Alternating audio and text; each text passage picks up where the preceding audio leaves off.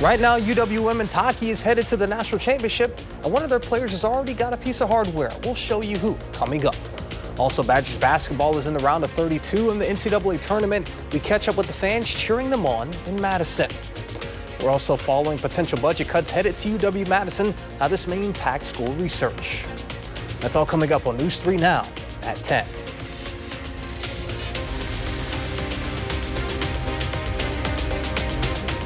Good evening. Thank you for joining us tonight. I'm Jalen Banks. Ahead of tomorrow's Women's Hockey National Championship game, the NCAA first announced their Player of the Year. And I'm not a betting man, but this year, Wisconsin player was a winning lock. Ladies and gentlemen, the winner of the 2025 Patty Kazmaier Memorial Award. Each year, the Patty Kazmaier Award is given to the nation's best women's college hockey player. And this year, all three finalists were Wisconsin Badgers. Layla Edwards and Caroline Harvey watched on as their teammate, Casey O'Brien, after a historic season, leading the nation in points per game and setting nearly every record in the Badgers book, was named the nation's best player. Thank you to our fans, the very best in college hockey, hands down. Playing at LeBron is magical because of you. We and our families are grateful for your friendships and support. To my brothers, Jack and Max, thank you for leading the way, pumping up my tires when I needed a boost, and deflating them when I needed that too. On Sunday, O'Brien will look for a different kind of hat trick, winning her third national championship at Wisconsin. We'll have more on the title game coming up later in sports. For now in Minneapolis, Andrew Banstra, News 3 Sports. Andrew, thank you. And those of you that were tuning in just before the show, you saw what was a heartbreaking finish to UW men's basketball season and a round of 32 against BYU, coming up short, 91-89. The Badgers started slow in the first half, but came storming back in the second, making it come down to the wire. Our sports director, Zach Hanley, will have more later on in the show. And earlier today, fans packed bars here in Madison to root on the Badgers. Our Tanisha Shaw spoke with supporters to see how their brackets are holding up. Red and white Wisconsin pride took over Jordan's Big Ten pub Saturday. It'll be a close one. It'll be a heartbreaker, because they always are. Before tip-off, fans said Wisconsin will have to strategize to beat BYU. Looked like they were a little tired last week at the tournament, but I think hopefully they've rested up. It's hard. We're such a hot and cold team, right? So, we're either, shooting them all and it's awesome, or it's we're really not shooting them all. Right now, we're waiting to figure out which teams will make it to the Sweet 16. I thought it'd be a good chance to ask fans how their March Madness brackets are holding up. I do still have the most possible points, right? So I'm not in first, but I've got more potential points than they do. So, right, I will win. I have all of my teams in the Elite Eight so far, but I'm doing middle of the road right now. Not great. St. John's did me a little bit dirty today. McNeese also love the vibes, but unfortunately they also, with their win, kind of did me a little bit dirty. Fire. It's awesome. Absolutely terrible. I pick way too many upsets. I'm going nowhere. I mean, the only person I'm beating right now is the person that actually didn't turn in a bracket. Reporting in Madison, Tanisha Shaw, News 3 Now. Tanisha, thank you again. Our Zach Hanley will have more later on in the show, but for now, let's get a look at your first one forecast with Chief Meteorologist Alex Harrington. Alex, I see you don't have a jacket on. How does it feel out there? Not too bad. Temperatures are right around 40 degrees. Upper 40s are our normal high, so to have temperatures around 40 degrees at 10 o'clock at night, that's a bit of a treat, but we've got some big changes on the way. Generally, I show just southern Wisconsin, but I want to show you what's just north and west. Some rain showers are breaking out over Minnesota and Iowa, and this is a thing to come here for southern Wisconsin as we look at future track. Watch as we march towards 2, 3, 4 o'clock in the morning over southwest Wisconsin, out towards Viroqua, out towards Prairie du Chien, over towards Camp Douglas. A few showers starting to enter the picture, and it's going to be a rainy Sunday for sure. 38 Madison right now, 34 in Janesville. Cooler to the east because skies are clear, and that allows the heat to go out to space. Warmer to the west. We got 42 right now in Boscobel because clouds are starting to be on the increase ahead of that weather system. Mid-30s to the east of Madison, 38 at the airport, 39 to the west in Cross Plains, and we've got a lot of rain, a bit of a mix of wet snow with that rain, and some thunderstorms that we're going to track for Sunday using Future Track in just a few minutes. Stick around. All right, sounds good, Alex. We'll see you in just a bit. And you can track the forecast yourself on the First Warn Forecast Weather app. It has hourly planners, road conditions, and even radar. You can download it for free in your phone's app store. Just search WISC Weather. UW-Madison is requesting that all schools, colleges, and administrative divisions develop a 5 to 10% budget reduction scenario for the fiscal year of 2026. In a release Friday, university leaders also asked to reduce non-essential spending, including travel, supplies, equipment, and events.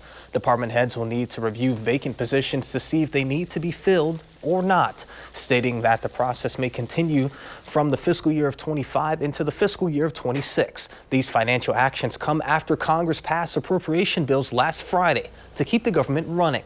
However, the release states that despite that, the university still faces uncertain financial future, as there is another appropriations deadline in September that could lead to more federal funding cuts and to research programs.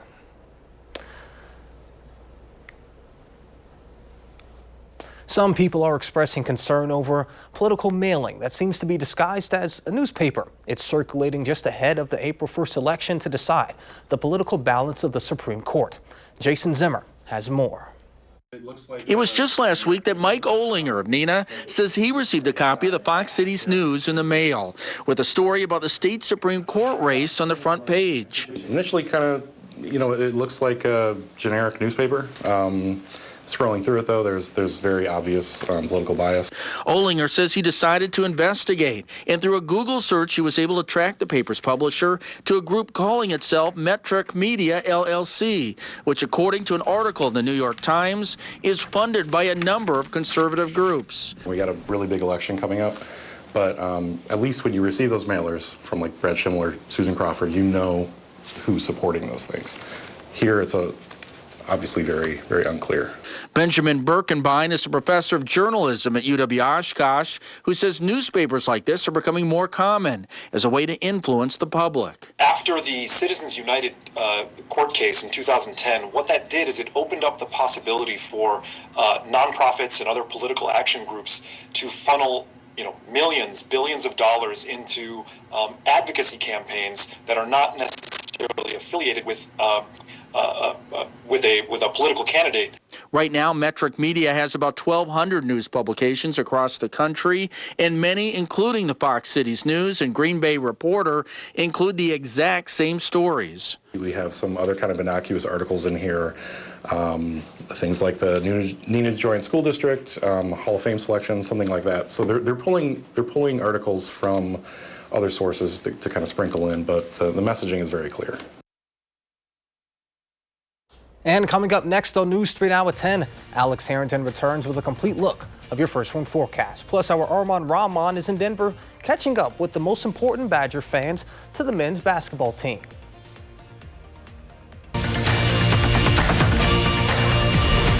Thank you for staying with us. Wisconsin Congressman Derek Van Orden held a virtual town hall Friday, this time focusing on the concerns over the changes to the federal government. Alani Claudio has more.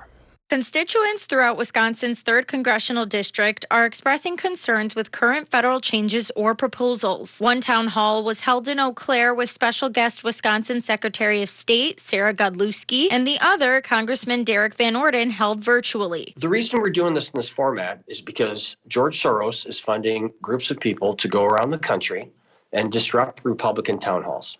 And that is just disrespectful to you.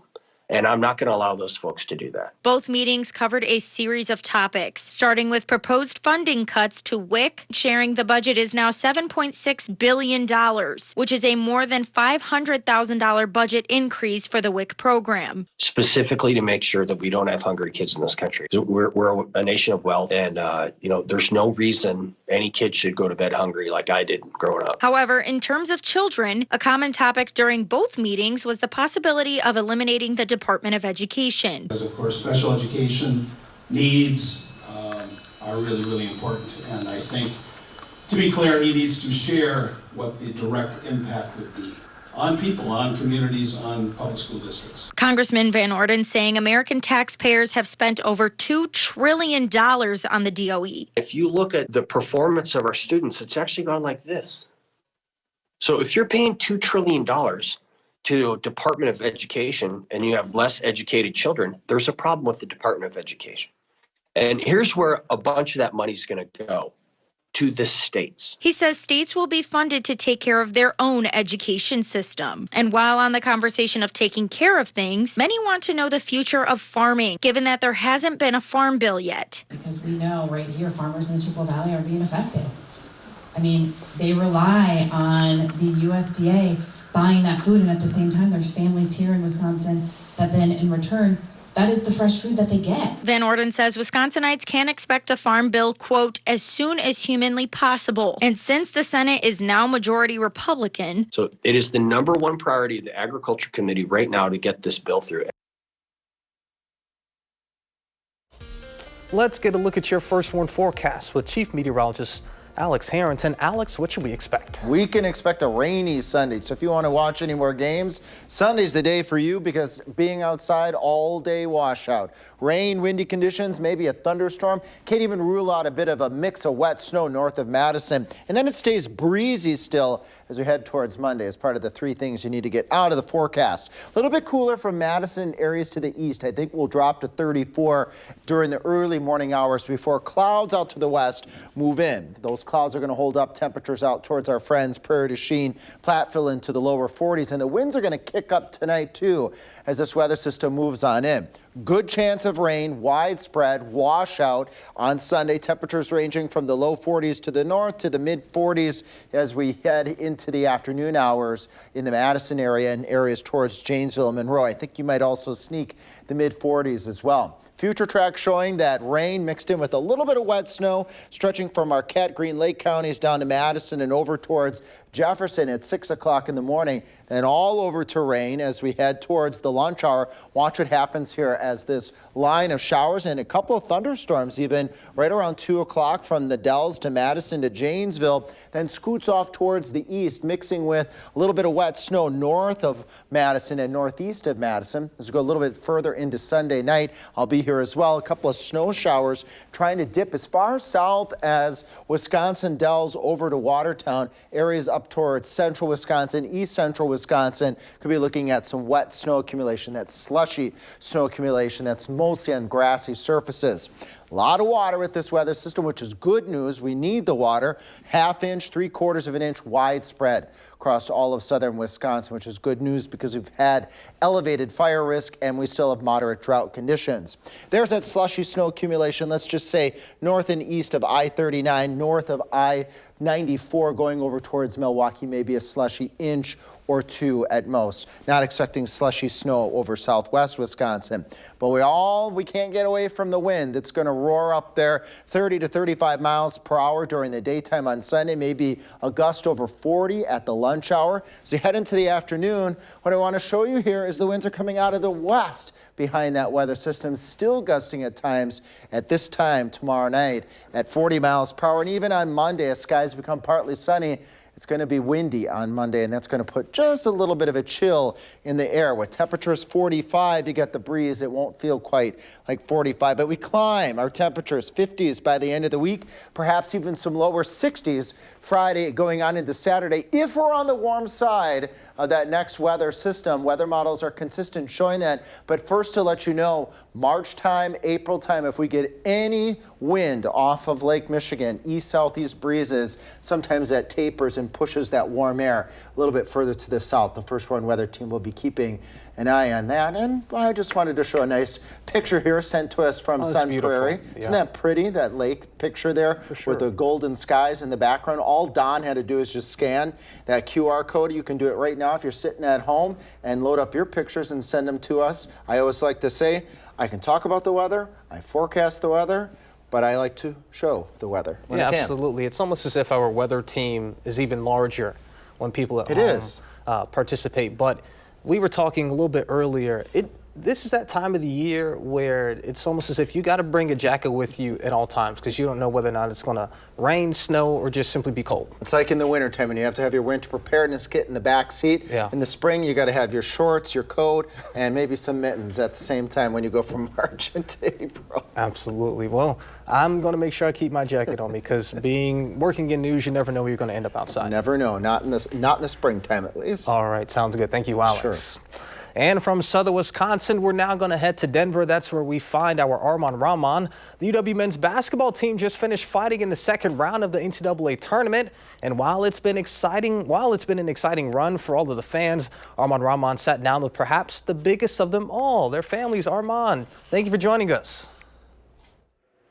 Yeah, there. Hi, Jalen. We're here live right now at the courtside here at the NCAA March Madness tournament, an end of a tournament run that many Badgers and Wisconsin fans did not want to see. Obviously, the Badgers not being able to come out on top, losing by 2 points after John Tonje missed that jump shot there with seconds left in the game. However, earlier today, I got to sit down with some of the parents of those men's basketball players who say, regardless, they've made their dreams come true. This was a senior night special. There's your usual Badger fan gear by Under Armour or Nike. Then there's the most limited line, designed by family. It says, bet on yourself. Gilly, it's kind of been his motto since he decided to go play for the Badgers as a walk-on and decided to bet on himself. Stephanie and Brian say that's a bet that's paying off for their son, senior forward Carter Gilmore.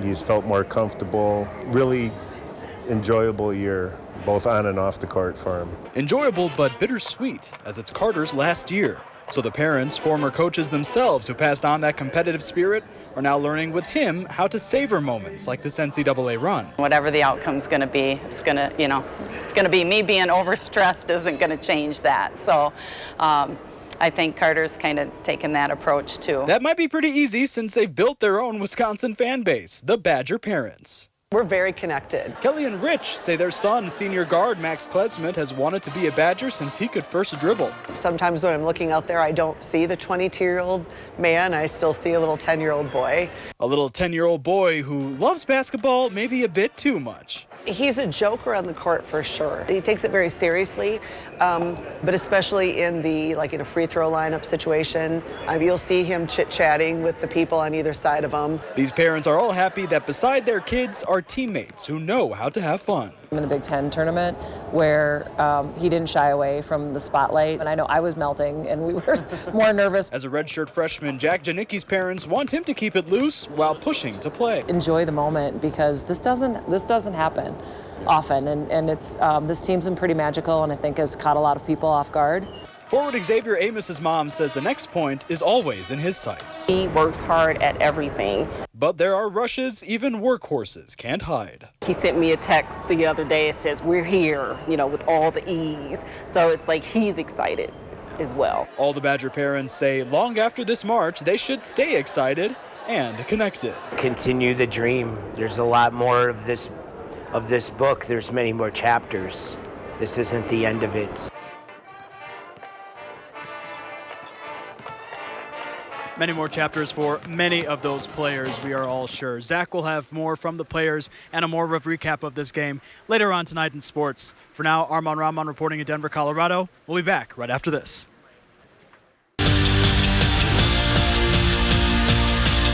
Those of you tuning in might have been watching the Badgers play right before the show. Our Zach Hanley has been there all week covering the men's Badgers basketball team in Denver. He joins us now from Denver. Zach, you were there for the round of 32 game. What can you tell us about tonight's game? Yeah, Jalen, so at halftime, Badgers down 11, and you're like, they couldn't have played any worse, right? They were doing uncharacteristic things, missing free throws, letting BYU get a bunch of offensive rebounds, and the defense just wasn't there. Then that lead became 14 points, and you're like, this is not good. But this Badger team did what they've all done all year long. They fought, and the turning point was when the Cougars got called for a flagrant 2 foul. That guy got ejected, and then the Badgers started to make a run led by John Tonje and John Blackwell. Those two combined for 58 points. Eventually, they cut it to 3 and had a chance with 13.1 seconds left to tie the game and send it to overtime, but it wasn't in the cards. John Tonje ended up missing. BYU got the ball. Badgers fall in the round of 32, 91-89. And when you think about the run that they had, it's not bad for a team who was picked to finish 12th in the Big Ten. They made it to the round of 32. They got a win in the in the NCAA tournament. And what just came from the locker room, as you can imagine, a lot of tears and a lot of hugs. But these guys they all say that they think they left the jersey in a better place, and they wouldn't want to play for any other school than Wisconsin. And you think of this senior class: Max Klesmit, Kamari McGee, John Tonje for a year, Carter Gilmore, Stephen Crowell. I mean, those guys stuck together, found a way, and it was a heck of a ride for this Badger team. For now, though, live in Denver, Zach Hanley, News 3 Sports. Sounds good. Thank you so much, Zach. Safe travels back to Madison. All right, and tomorrow, Wisconsin women's hockey will play Ohio State in the national championship game for the 3rd year in a row. Our Andrew Bancher is in Minneapolis previewing the title game. On the eve of the national championship game, Wisconsin women's hockey tells me they haven't completely forgotten about last year's title game, when they got all the way to the national final and fell short to Ohio State. A year later, they are back, and they've got a chance for revenge against the Buckeyes. Coming from that loss last year is huge motivation because it was a chance to go back-to-back for us, and having to go down that way was definitely a learning experience for us, but it has definitely helped us get to where we are now and has kind of been that motivation since day one at the start of the season that has created that push for us since literally week 1 to be where we are now and to put us in the position that we're in now. And I just think we're not really dwelling on the past, but we know what happened last year. Mark Johnson said hockey is like fly fishing. It's all about touch and feel. Adding catching the walleye is one thing, but if you don't get it all the way back in the boat, you can't eat it. At Ritter Arena, Andrew Banstra, News 3 Sports. Alex, it was an absolutely beautiful day today, in my opinion at least. I mean, the sun was out. It wasn't too hot, wasn't too cold, but with that leaves a certain level of optimism. Is that going to bleed into tomorrow or not so much? I have to be the bearer of bad news. Unfortunately, tomorrow is going to be the rainy, windy, kind of that raw day. And even future tracks showing those showers entering southwest Wisconsin. Viroqua to Prairie du Chien down to Platteville by the time we get towards about 4 o'clock in the morning. Temperatures mid-30s now, will rise overnight tonight and will be in the mid-40s tomorrow. Windy conditions, rain, a couple thunderstorms, a little wet snow to the north. All right, well, sounds good. Thank you, Alex, and thank you to our crew. Thank you all for joining us. We'll see you back here tomorrow.